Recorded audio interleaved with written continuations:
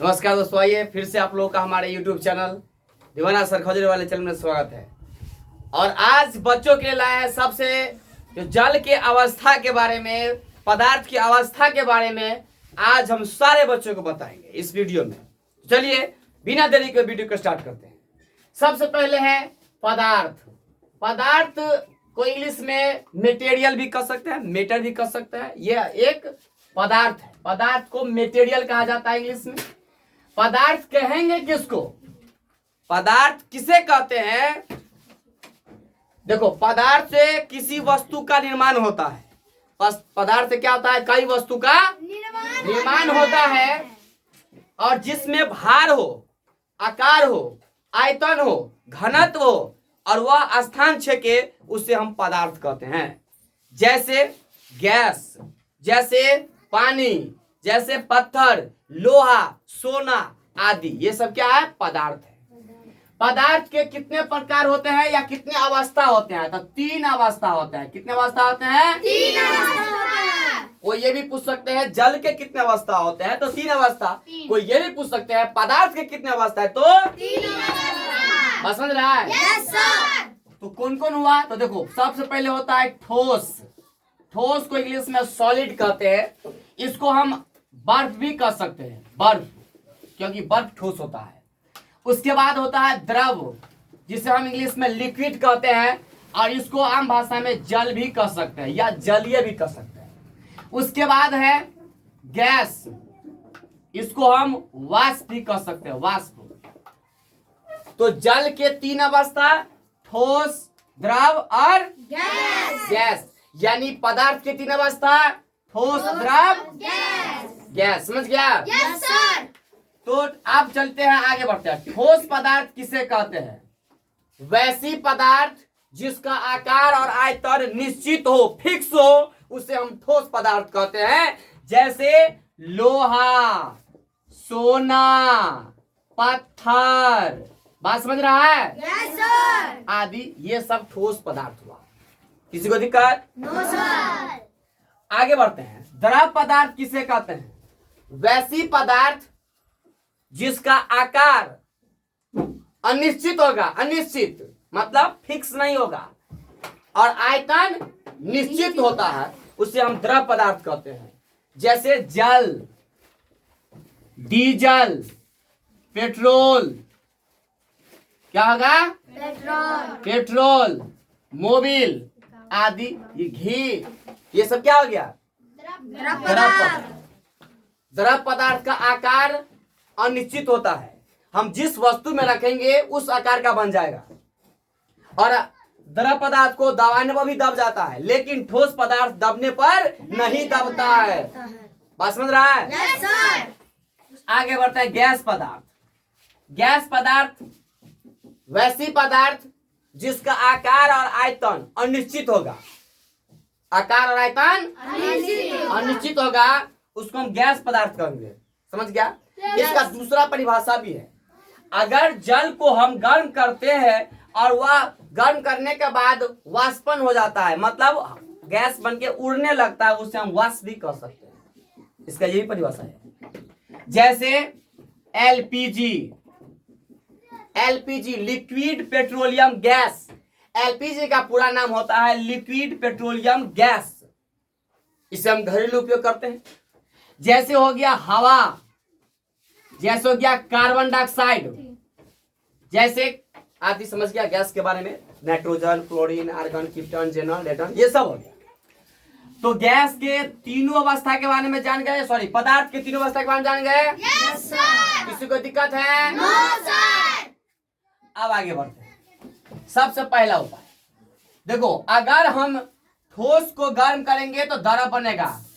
जैसे बर्फ को गर्म करेंगे तो वह पिघलेगा, और पिघल करके क्या बन जाएगा? द्रव। क्या बनेगा? द्रव। इसके बाद द्रव को अगर गर्म करेंगे तो गैस बनेगा, यानी वाष्पन हो जाएगा। क्या हो जाएगा? वाष्पित हो जाएगा, वह वाष्प बन जाएगा। बात समझ रहा है? yes, ठोस को गर्म करेंगे तो क्या बनेगा?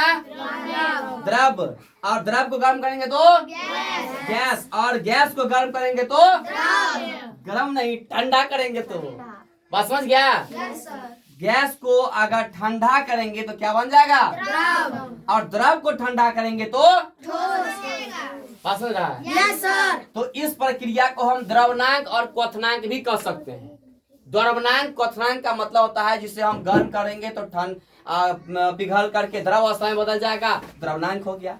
अगर गैस को अगर हम ठंडा किए तो वह अगर ठोस बन गया तो उसको हम क्या कहेंगे? द्रव या ठोस बन गया तो उसको हम क्या कहेंगे? क्वथनांक, क्वथनांक कहेंगे। तो यह प्रक्रिया द्रवनांक और क्वथनांक होता है। क्या होता है? द्रवनांक और क्वथनांक। समझ रहा है? ये हो गया द्रवनांक और क्वथनांक। ये प्रक्रिया हो गया द्रवनांक और क्वथनांक। और ये तो समझ गया। चलो आगे बढ़ते हैं। ठोस समझ गया, यस सर। द्रव समझ गया, यस सर। गैस समझ गया। Yes, अब जल चक्र किसे कहते हैं? जल चक्र का मतलब होता है, जल चक्र कहो चाहे जल चक्रण कहो, जल चक्र उसको कहेंगे जो प्राकृतिक क्या करता है। देखो मान लो यहाँ पे समुद्र है। क्या है ये? समुद्र है। और समुद्र का जल क्या होता है?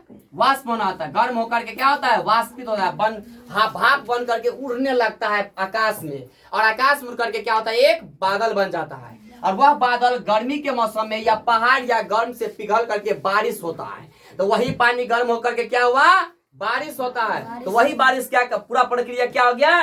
जल चक्र। क्या हो गया? बस समझ गया? Yes sir. मतलब जल जो है सो नदी तालाब, देखो जल चक्र का परिभाषा होता है नदी तालाब कुआं पोखर झील आदि से पानी गर्म होकर के वाष्पन होकर के उड़ जाता है और आकाश में जाकर के बादल बन जाता है। और वह बादल किसी कारणवश पहाड़ से टकरा करके या गर्मी के कारण पिघलने लगता है, जिस कारण से बारिश होती है। तो इस प्रक्रिया को हम क्या कहेंगे? जल चक्रण। किसी को दिक्कत? जल चक्र समझ गया? Yes sir. अब आगे बढ़ते हैं। अब है अंतर आणविक आकर्षण बल।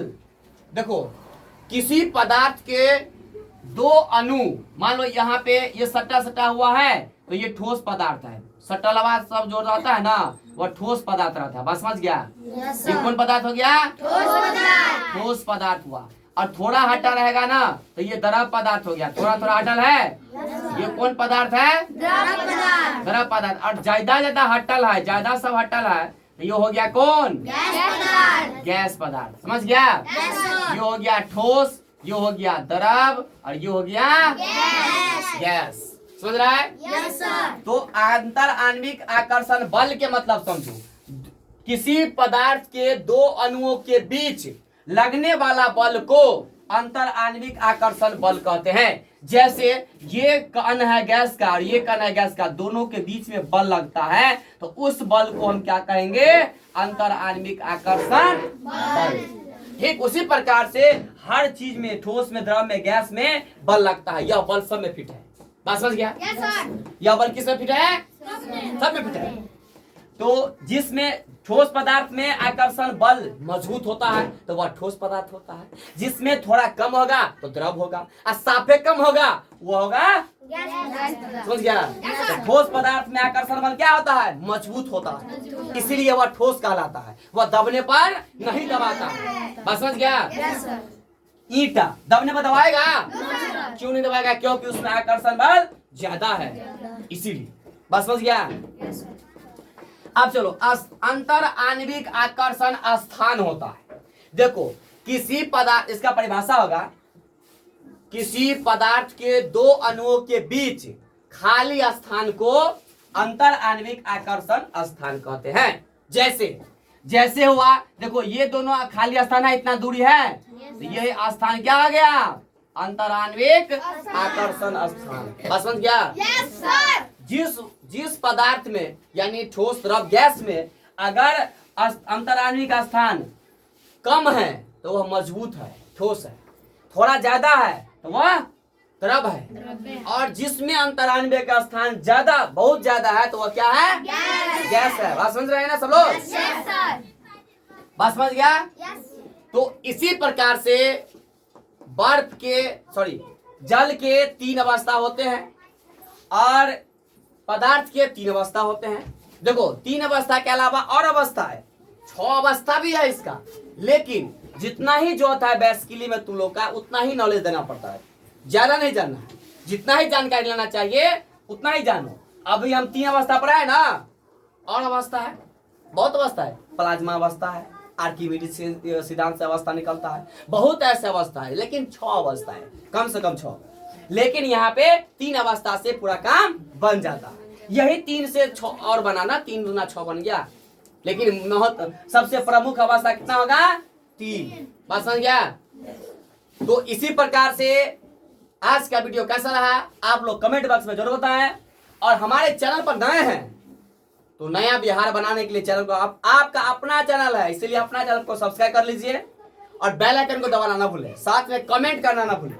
और अपने बच्चे को पदार्थ के बारे में जानकारी दिलाना चाहते हैं तो आप अपने से बता सकते हैं या वीडियो के माध्यम से उसे समझा सकते हैं, कोई दिक्कत नहीं बा।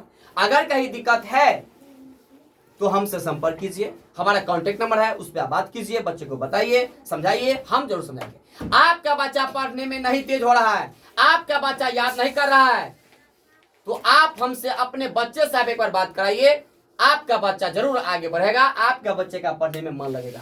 ये कोई तांत्रिक और विद्या की जरूरत नहीं है, उसे बुझे हुए दिमाग में उत्साह जगाने का एक प्रयास है। और जिस बच्चे के दिमाग में अगर उत्साह जग गया वह बच्चा ऑटोमेटिक है खुद पढ़ने लगे। तो आपका बच्चा किसी भी स्थिति से कमजोर हो रहा है, अगर आपके बच्चे में नहीं पढ़ाई सुधार हो रहा है तो आप एक बार जरूर संपर्क कीजिए। आपके बच्चों को हम देख करके बता देंगे कि आपका बच्चा पढ़ने वाला है या नहीं पढ़ने वाला है, किस चीज में उसको ज्यादा रुचि है। तो इसी प्रकार से बने रहिएगा हमारे वीडियो के अंत तक, और प्रत्येक वीडियो आपके लोगों के बीच में आता रहेगा।